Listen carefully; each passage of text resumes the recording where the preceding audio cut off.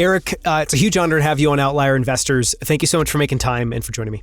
Thanks for having me. Really appreciate it. So, to start, because I want to spend most of our interview together, most of our time together, going through a bunch of rabbit holes, because I think philosophically, there's a bunch of stuff I find fascinating about the firm that you're building, Contrary. But I want to start by just providing people a quick sketch of what Contrary is. Can you just quickly describe what you're building and why it's important? Yeah, absolutely. So really, I think it all starts with actually my own personal journey, and so it's kind of interesting one. So I'll kind of weave those together. So for me, grew up in New Jersey, school in Boston, really kind of found my interest in tech and startups more broadly while I was there. So worked in a payments company in school, and then a few years after that, moved out to San Francisco, was an early employee at a startup that ultimately got bought by Lyft. But knew that I wanted to build another company after that, and it kept coming back to this idea that had been in the back of my mind for several years. This idea, really, that the next generation of venture was going to be focused not on the company but on the person. I spent a lot of time actually while I was in school around a lot of people who I thought were super talented, ambitious, entrepreneurial. Like in my mind, it was obvious that these are people that were going to go on and do incredible things, right? And when you fast forward a decade or so to today, that's largely happened. These are people like Delian at Founders Fund, right? And this I don't know if you know or know of like Nasir Yassin, who started Nos Daily, which is like one of the very large kind of Facebook influencers, right? Like these were my friends, right? And we were all like in college in Boston together at the same time, right? And so that was kind of the initial seed for the idea was, again, going back to our kind of other conversation, the thesis was that it was easy or doable to identify exceptional talent early in their journeys. But it was really interesting to me that for the most part, people's paths to success were just this random walk of life, right? Yeah, sure. Inevitably, Delian or Nasari, whomever, they became successful, right? But it just they kind of made it happen, right? I started thinking, okay, well, that's really interesting. I feel like there's an opportunity here to build one of the best venture firms of our generation off of that insight of the person before the idea, right? And so we started saying, okay, well, what if you could actually systematically identify the brightest people in the world first? And kind of first for us, meaning, at any point in your journey prior to you starting your first company.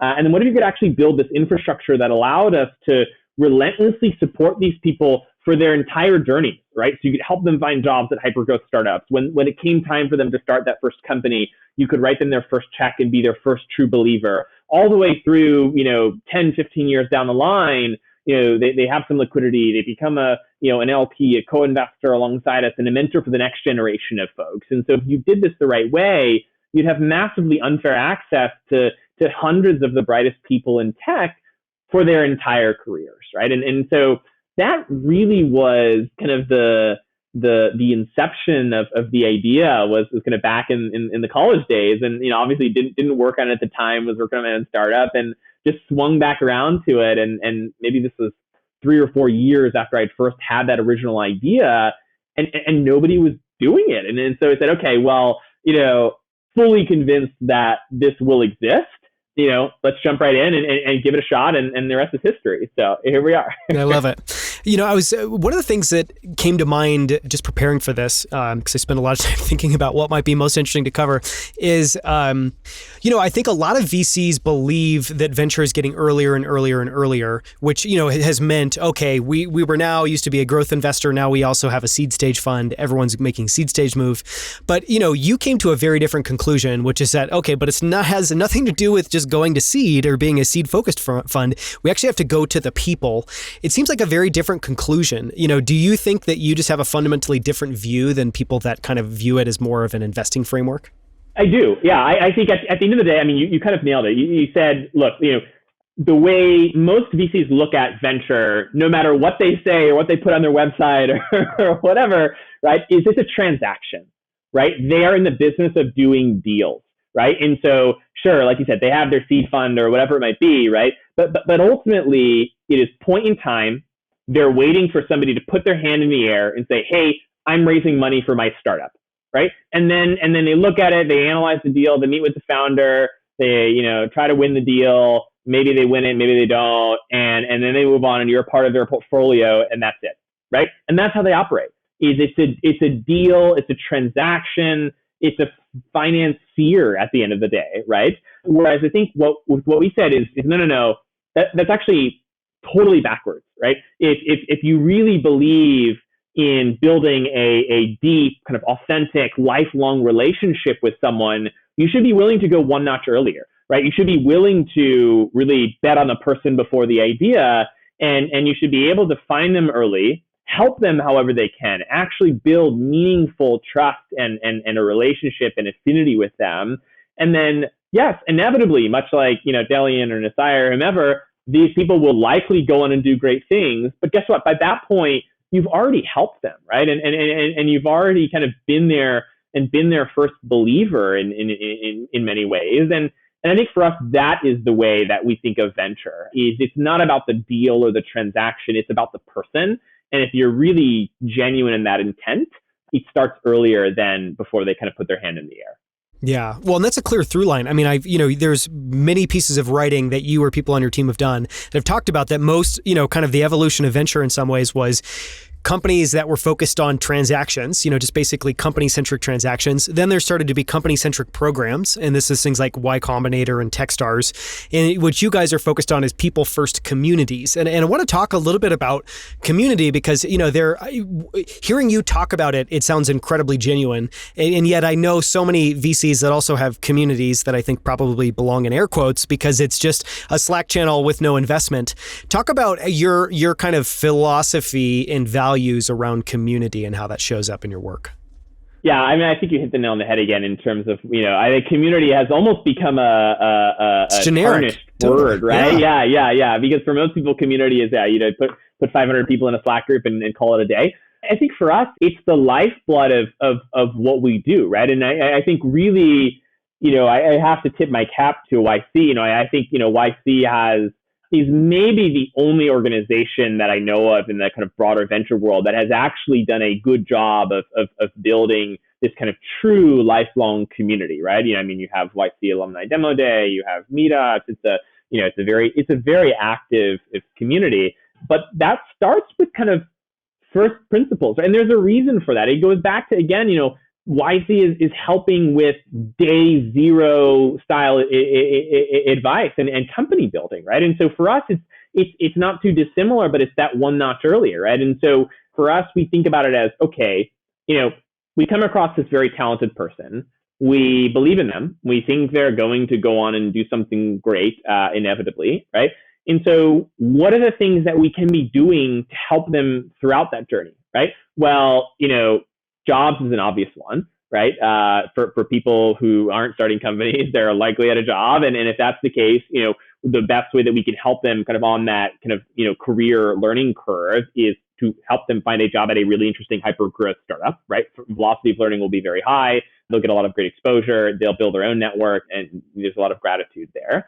And then it's about surrounding them and building this infrastructure to support whatever they might need at different steps of their journey, right? So, this is the reason why we just launched Country NYC recently, for example, right? Is we had a lot of the people in our community who throughout the pandemic, moved to New York, right? And we said, okay, well, historically we've been a more of an, SF kind of based firm. But there's a lot of people in the Country community who are telling us that they would love nothing more than having a home or like a place where they can go hang out with other people that are part of, their tribe, right? And so it's really obvious for us to have a place there where they can go and, I think very recently or shortly, they're going to be having like a Thanksgiving dinner, right? Or they're carving pumpkins together, or they're, ideating on startup ideas together, right? Like having that one-stop shop, I think is super important. And, I could list 3, 4, 5, 6, 7, 8 other things, right? But for us, it's all about finding that person first, building a deep relationship with them, and then giving them whatever we possibly can to support them as they grow throughout that journey. And then understanding that when they inevitably go out and start the company, join the company, whatever, right? We've been there for them all along. We're their first check. We're their first supporter. And it's just an extension of the relationship rather than the beginning of the relationship. Yeah. I mean, I want to call it something and I guess get your thoughts on it that sounds very small, which is, you talked about Contrary NYC. And in a moment, I want to talk about all the programs you guys have because it's kind of an incredible menu of very different of things.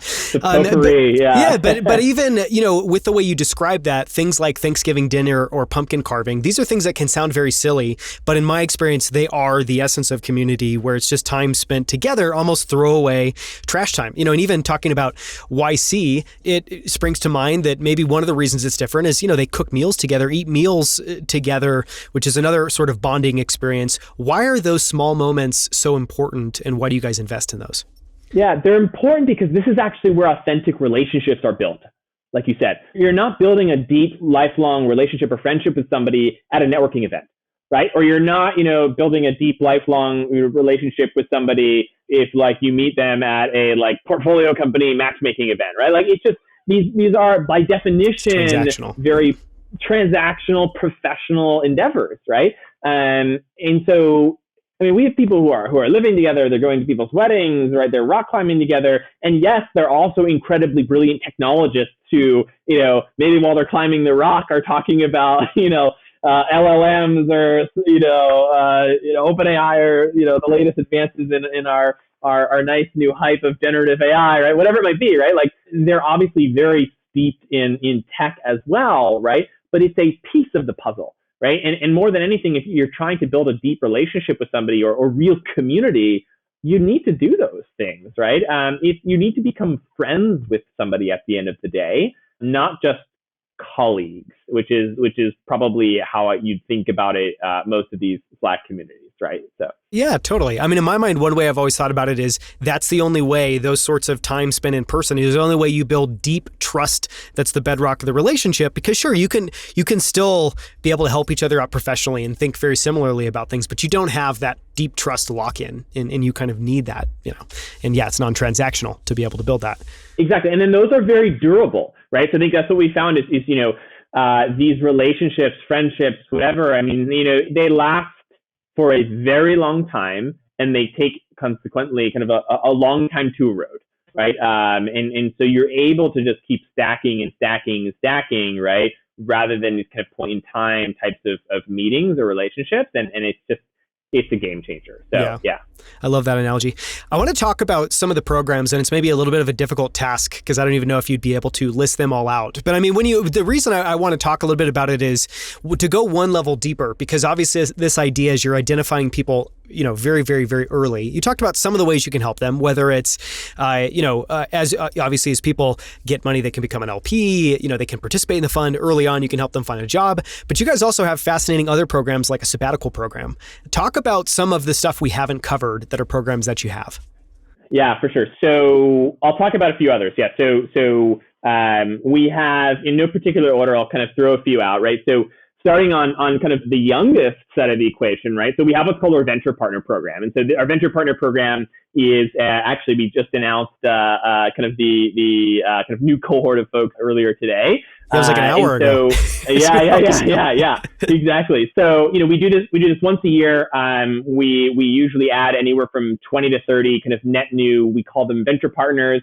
And they're basically 20 to 30 of kind of the best builders that we can find across some of the top university campuses in the country. And these are people who are a combination of kind of really curious or interested in I'd say kind of the intersection of tech and venture, right? So and they're really going out and they're meeting with super bright, talented peers, right? And it's kind of a grassroots effort of kind of making sure that, again, if we're trying to identify exceptional talent as early as we possibly can, this is kind of a really natural piece of the puzzle for us. So we have everything from our venture partner program, which is very grassroots, starting in college, right? And then you can think about it as you're getting ready to graduate, and maybe we help you find that first job through our talent team, right? And then maybe you're at your first job now, right? And you are like really, angsty. You're like, I don't know why I did this. And, I want to work on side projects at night. Right. And so perhaps then you apply for something like sabbatical, right? Which is, hey, a program that Contrary has where we say, okay, we'll give a handful of teams, up to 100,000 or 200,000, depending on kind of the year, the cohort, to quit your job and build a company instead, right? So we're giving you that optionality of kind of like making the jump, right? Everything that we do, right? Whether it's the venture partner program, our fellowship program, the sabbatical program, Contra NYC, being an LP, like all of these things are focused on essentially enabling as many net new founders as we possibly can. I think it's probably the core point here, actually, right? It's like if we're saying, hey, we believe in identifying exceptionally talented people very early in their journeys, it's then kind of incumbent upon us to build this infrastructure that allows them, wherever they are in that journey, to kind of find a home through Contrary, if that makes sense, right? And so, I don't care if you're 20 or 30 or 40 or whatever, it doesn't matter, right? We'll try to have something for you that allows you to kind of like feel like you found your tribe, right? And you have kind of this group of people that you can now go through the journey together with. And this translates not only from first check, high conviction, pre-idea support, whatever it may be, but it's also kind of scales through the entire stack of venture, right? I mean, we kind of are a full stack firm, right? We're not only doing first check investing, but this is like why we launched Contrary Research recently, for example, right? Is trying to kind of build an ecosystem and a platform that allows us to support people who are much later in their founding journeys as well, right? So it's the whole life cycle is how we think about it. But yeah, those are another couple of examples of programs that we have. So. Hearing you talk about that, one of the thoughts that bubbled to mind is, it would seem like one of the data points you might look for over time, because you have, you're assembling this giant interlinked network of high trust individuals that are all, hopefully have deep, meaningful relationships with each other, but are also part of, feel at home with Contrary and have high trust with Contrary. And so something that would seem to materialize over time is that a lot more of your deal flow is internal than probably most VCs, where most VCs, to your point, sure, they have their own, proprietary networks, whatever they want to call it, but it is largely I found an interesting deal. I may not have ever met the person. Is that how you think about that? And is that something you track, or is that a metric with which you think about success, judging success with some of these? So the short answer is yes. And I think the short answer is we've been very candid all along. I mean, it's been this month is 5 years since our first investment. I don't think there has been a single deal that we've ever done that has been referred to us by another venture fund. I could be wrong. Maybe there are one or two. Maybe one or two data points. yeah. But I don't think so. And so I think that speaks to basically what you said, right? Which is everything that we do as a firm is kind of bottoms up, first principle, like we are going to march to the beat of our own drum, right? And we're going to build all of our infrastructure, whether it's our community, our programs, our engineering team, talent team, whatever it is, right? We're going to build that so that we can find who we think are the brightest people first, right? First being the operative word here. And then we can kind of, be their first check, be their largest check, and kind of roll from there. So yeah, absolutely. I think if that weren't the case, we would be failing miserably. So, yeah. I want to jump ahead and talk about investing and how you guys approach investing, because I feel like what we've been talking about so far is one, this kind of fascinating overarching meta perspective and goal of what you're building at Contrary, which is really, in my mind, it feels like, what are you doing there? You're creating the conditions to just have incredible deal flow, and be able to back incredible founders in a way that they naturally want to work with you. It's less of a sales pitch. So, I'm curious if you can, one, I guess, walk us through a little bit of what your research, like due diligence process looks like. And some of the way I talk about that historically is, if you were to try to think about the way you approach investing as an algorithm, what would the Contrary investing algorithm look like? Yeah, good one. So on a very high level, the best way to think about it is that as you go later, we get more and more thematic, right? So pre-seed or seed or first check, whatever you might want to call it, it's all about the person, right? And that sounds, it's not novel, right? But it's true, right? It's our job at the end of the day, the way we look at it is we say, look, we're trying to find the dozen most exceptional individuals in North America every single year and be their first investor. And I don't care what they're building, right? I don't care if they're building an enterprise SaaS company, a consumer company, computational bio, whatever it might be. If they meet that bar, we will back them full stop. And so that's really been kind of the story of the early stage. Now, within that, right, we're looking for somebody who's, number one, deeply, deeply knowledgeable and sophisticated about the space that they're building in. Number two, somebody who's highly technical, not always, but most of the time, 95% of the time, highly technical. And number three, number four, somebody who's really scrappy and really good at sales, right? I think one of the things we learned over the years is you could be the brightest Stanford computer scientist in the world, right? But if you can't also clearly articulate and tell a compelling story and narrative around why this needs to exist in the world and use that to recruit, great talent, sell to customers, raise capital, whatever it might be, you're dead in the water, right? So that's number one. And then I think the later you go, the more thematic we get, right? So if you're to talk to some of our colleagues, on kind of the later stage team, right? So my colleagues, Kyle and Megan, I actually think they're reasonably thematic, right? And so, they'll take a look at a space like, FP&A or whatever it might be, right? And by the time you get to Series B, Series C, there are really only a handful of companies in a given space, at that time. And it's our job to pick the company that we think is going to win that space, right? And so it shifts from, yes, the team, whatever, of course, is still important, right? But the weighting is significantly different than it is at the early stage. So, yeah. Yeah, that makes sense. Are there any, earlier on, it sounds like you're a generalist investor and there's almost no category with which you will say no. Am I getting that right? Do you guys have any default no buckets, or is it purely based off the person? That's right. No default buckets. Yeah. We want to find the best people with the best ideas and back them. And it's as simple as that. Yeah. And then later stage, just so I'm understanding, it's thematic.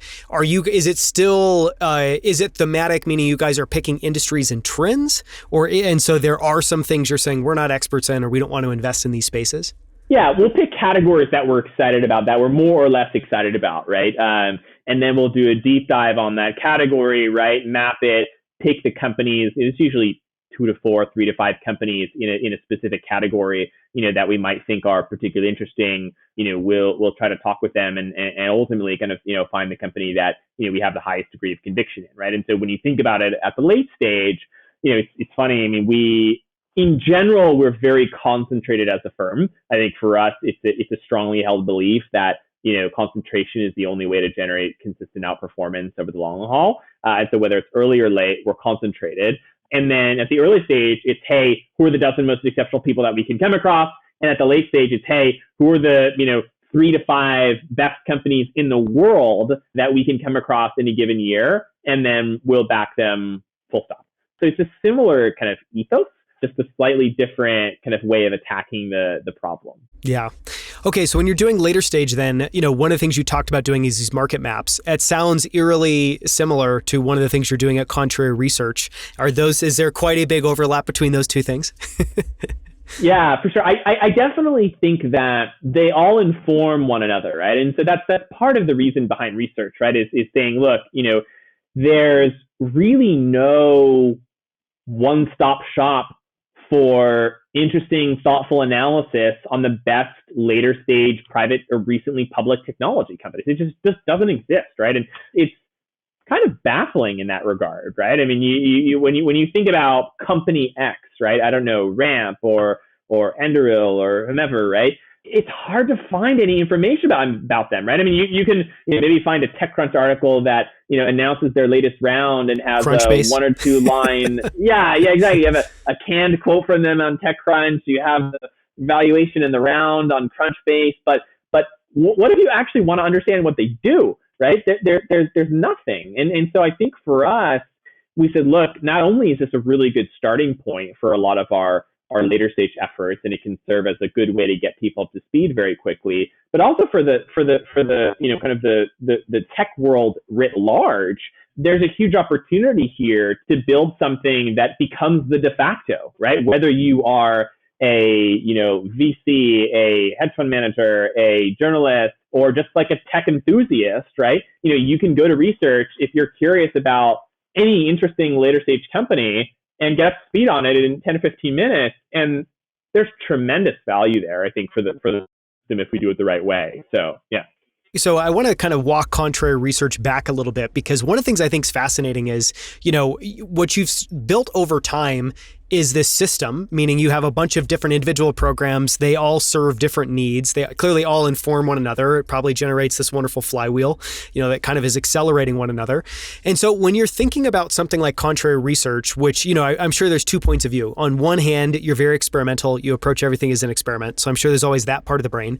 But on the other hand, I think you're very long-term oriented. And I would guess you don't start anything unless you think it's a good idea and plan to invest in it heavily.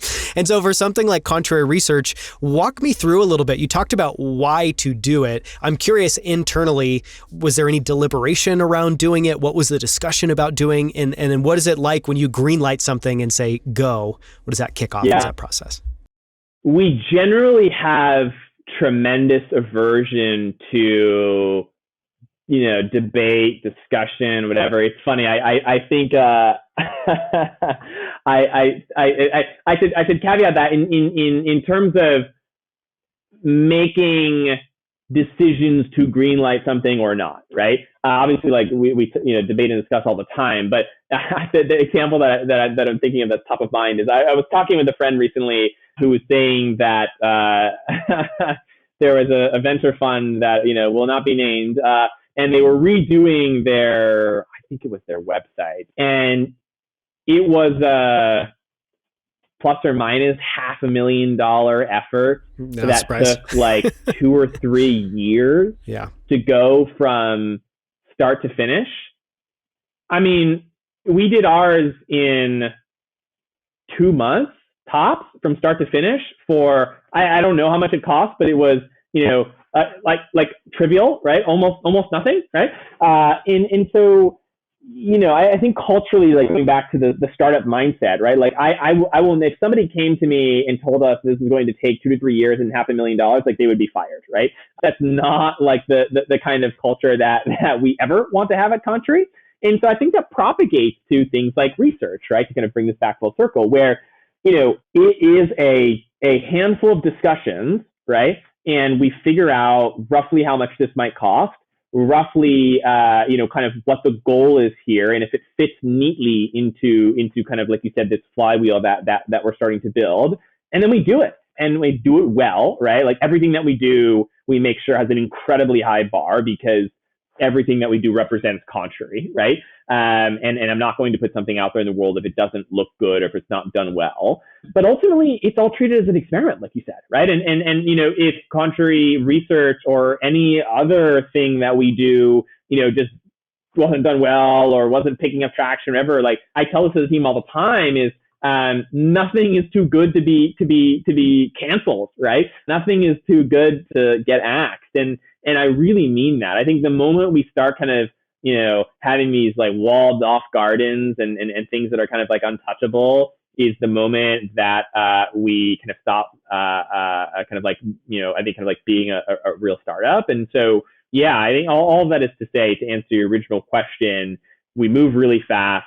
We make sure that it's in line with kind of our broader North Star. We have a very clearly defined set of expectations and the time frame at which we expect it will yield certain results. But if it doesn't show up, and if we don't put points on the board, that's it, and we move on, and that's fine. So, and that's kind of how we operate. Yeah. I want to ask, a little bit of a double click question, going back to this example, which is hilarious and amazing, of this, VC firm.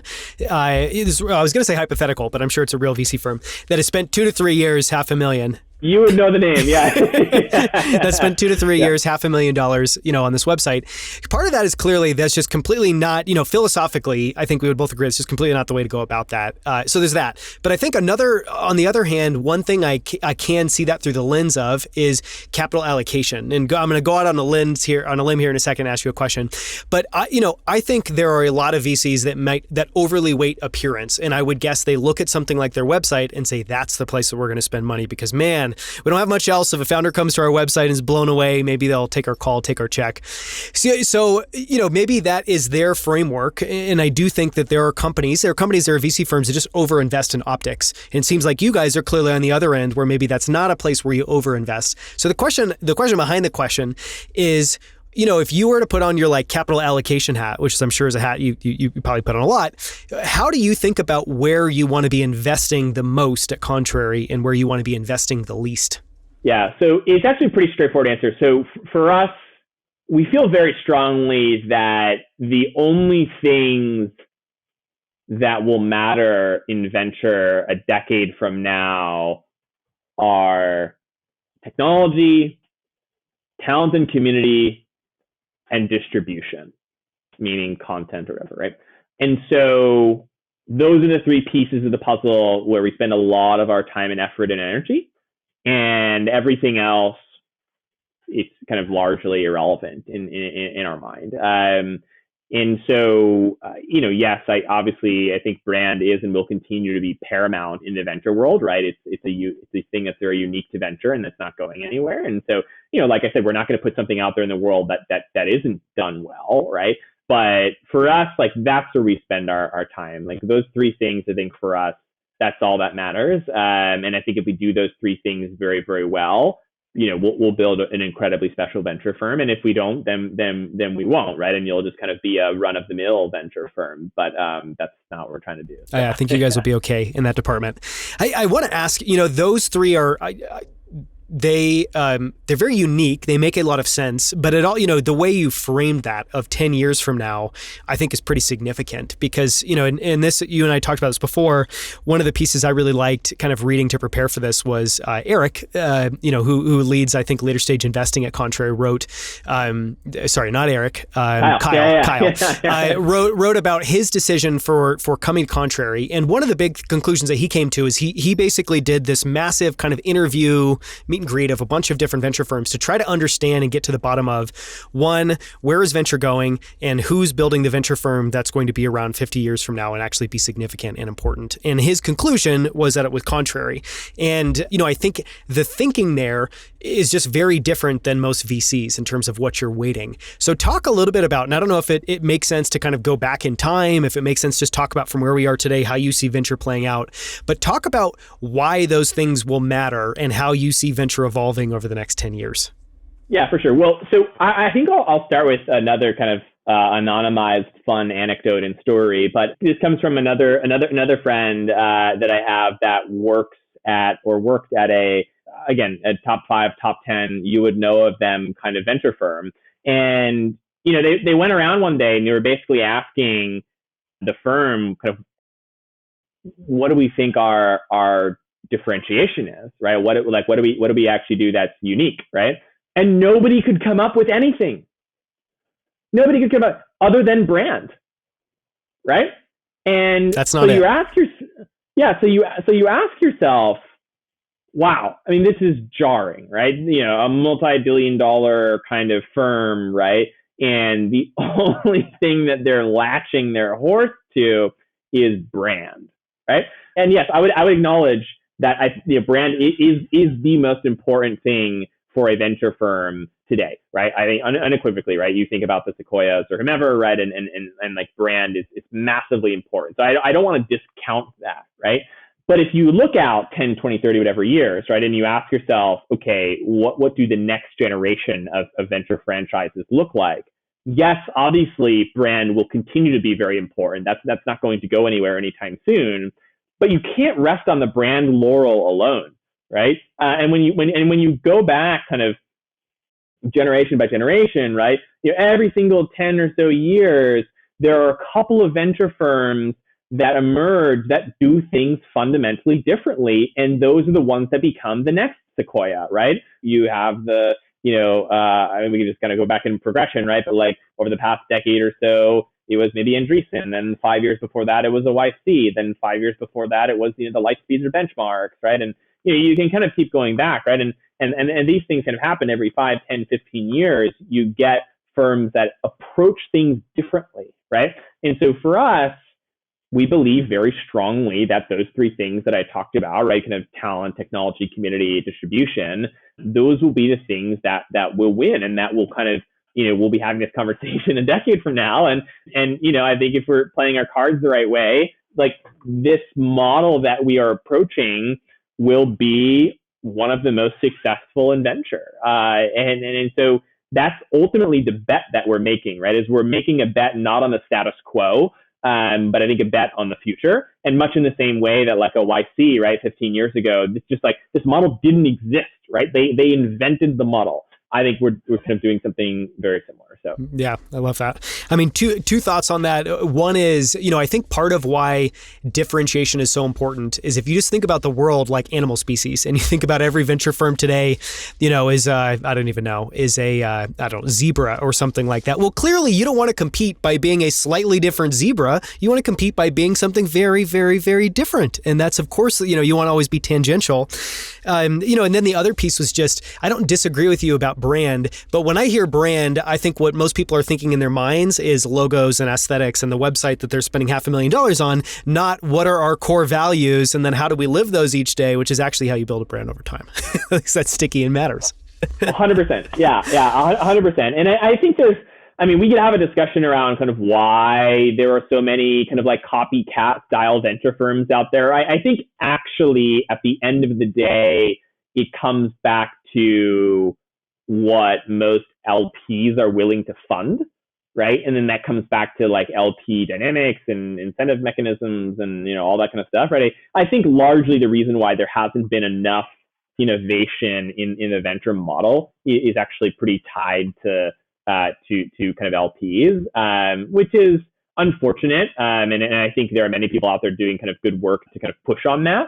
So you understand it to some extent, but at the same token, nothing progresses, nothing changes, nothing evolves if you don't push on that and challenge that, right? Like I have no doubt that YC in the early days struggled to raise capital, right? And you struggle to raise capital because, an LP is trying to present this to their investment committee or whatever it is, and nobody has ever heard of YC, or nobody has ever heard of this weird new model of venture, you're not going to raise money, right? Whereas if you went out and you were just doing the same thing that the other person was doing, but just a little bit different or a little bit better, right? It's a much more sellable type of thing, but ultimately you don't end up building something very durable that way. You just end up building a copycat firm that, inevitably kind of goes by the wayside. Yeah. It's like they're another wave that washes up on the beach and then another wave just comes over them and you never even knew they existed. Totally. Exactly. Yeah. So, yeah. And then the question is like, what do you want to build at the end of the day, right? Like you're trying to build the next YC, or are you trying to build just yet another venture fund that's doing the same thing that everybody else is doing? So, yeah. Okay, I want to ask 3 closing questions, and actually one of them was about LPs. I mean, you've raised capital from some incredible founders of Tesla, Reddit, Airbnb, Facebook, and you've also worked with a number of incredible founders that you've invested in today. But one of the, especially looking at your background, and you mentioned this a little bit earlier, that obviously, you had not raised venture capital fund before. You were doing this, from literally you had to cross the 0 to 1 chasm. And so I guess the questions I wanted to ask is, what have you learned about raising capital from LPs, good or bad? You talked a little bit about some of the bad. And then 2, is there if you had to try to point to one thing that is the reason why you had so many incredible founders invest in Contrary, what would that be? Yeah, so I'll start with the second one first. I think the second one, it ultimately comes down to the fact that founders are excited about people doing things differently, right? And I think, founders get asked all the time to invest in funds, right? And they're all just different iterations of the same exact thing, right? And so maybe the only reason a founder invests in a traditional seed fund in city X, right, is because they're friends of the person, right? Whereas I think when we were talking about Contrary, right, what we're doing is pretty fundamentally unique. And I think founders understand that, and they're excited about that. And they're excited about the fact that if this, continues to work in the way it has been, you have the potential to build an incredibly special venture firm, right? And a venture firm that is around, in 30, 40, 50, 100 years, whatever it might be, right? And so I think that's number one. And that's what's most attractive for I think, a lot of founders. I think in terms of the pros and cons or lessons learned of raising capital. Look, I actually still learn quite a bit every single day, and I think I've remarked to friends that I feel like every time we raise a new fund, I learn something different, actually, and I learn something different because you're operating and targeting a different type of person or firm throughout that journey, right? So the kinds of LPs that we were talking to for our, first fund were very different than our second fund, which were pretty different from our third fund, which will be different from our fourth fund and beyond, right? And because you're talking about individuals versus family offices versus, endowments versus, sovereign wealth funds versus public pension funds, right? And all of these groups have different incentive mechanisms and different reasons for why they invest in something versus not. I think for me, it's just a constant journey where I'm kind of like testing myself when it comes to raising capital. I think some of the pros are, for me personally, I quite enjoy it. I don't enjoy necessarily like the operational nuance of it, right? Of like having to follow up and send documents and all this kind of stuff, right? But I do enjoy kind of telling people about Contrary and our story and what we're building and getting their perspective or thoughts or ideas. Like that is a pretty rewarding piece of the job, actually. So I quite enjoy that, and I also enjoy working with a lot of our partners, right? They're very active collaborators, co-investors alongside us, have great ideas. Our LPs are fantastic, and it's a cross section of all different kinds of groups, right? So I actually quite enjoy that part of it. I think when it comes to lessons learned, it goes back to probably what we talked about a little while ago, which is around, optics, right? And I think, raising for a fund, perhaps slightly different than raising for a startup in many ways. And raising for a fund is a lot more, I think it's just a lot more optics focused at the end of the day, right? Who you are, where you came from, where you went to school, companies you've worked at, hot companies you've invested in before, like anything that can give you credibility / can give the person who might want to invest in you air cover is really, really important. And that's kind of like the ugly side, I think, of fundraising is, I think kind of sexiness is actually really important in a way that I don't think it should be. I think if you put points on the board, have a really interesting model, have backed great companies, have built a good team, like I think those things, much in the same way that it would oftentimes for a startup, like I think that should be what really matters. And more often than not, it's less the case, I think, kind of raising LP capital. But going back to one of our very first comments, like you just have to play the game. You have to acknowledge it for what it is and move on, right? Whether you like it or not. So but I always find myself learning when it comes to the firm building and fundraising sides of building Contrary. So yeah, that's fascinating. Thank you so much for sharing so much about what that looks like.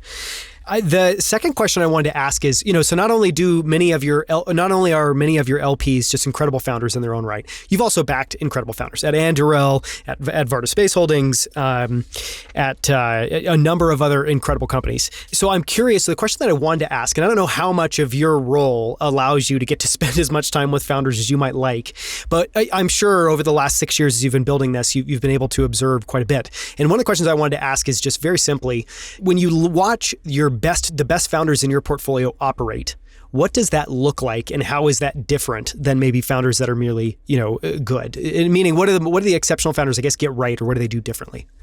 Yeah, I think there are two things. I think number one, there is an unmatched level of obsession that the best founders have. It is all consuming, I think, for the absolute best founders.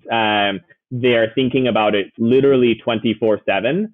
And, it was funny. I was catching up with one of our founders recently, and my intent for the catch up was just to catch up, right? Just to, how are you doing personally, right? Like, how are you, right? On a very human level. And they just couldn't help but giving me the latest updates in the business, and they had this thing prepared, and they wanted to show me this and that, and they got really into the weeds on unit economics, and I was like, yes, I'm like, I want to know about those things as well, but like let's also just catch up, right? And they're just obsessed, right? And I love it. You have to respect it. So I think that's number one. I think number two is the absolute best founders that we work with have tremendous clarity of thought.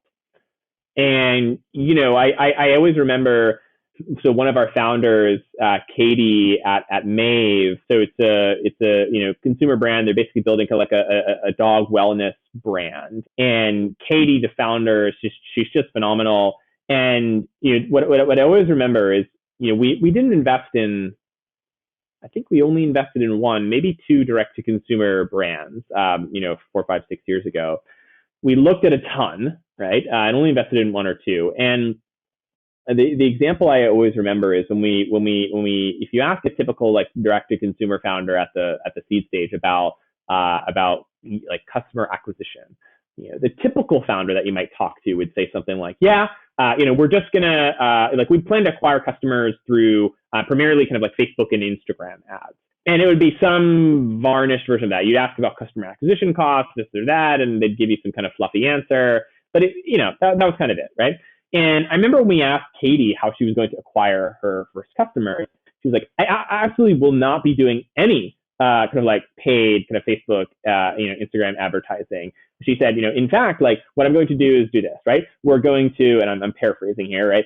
We're going to, we're starting in New York City, in the specific area of New York City. We're starting with, 28 to 35-year-old women who make, north of $150,000 a year, have no children. Our exact strategy is to like go and do this. We're going to go hand out flyers in Washington Square Park from this day at this time. Like the level of granularity and nuance that Katie had for every single question that we asked about the business, it just blew your average founder away. And so whether she ended up being right or wrong on those specific kind of aspects of user acquisition, honestly, it's not that relevant, right? I think what's more relevant is the level of granularity of thought that she's applied to every aspect of that business. And it means if she's applying that level of thought to user acquisition, she's applying it to everything.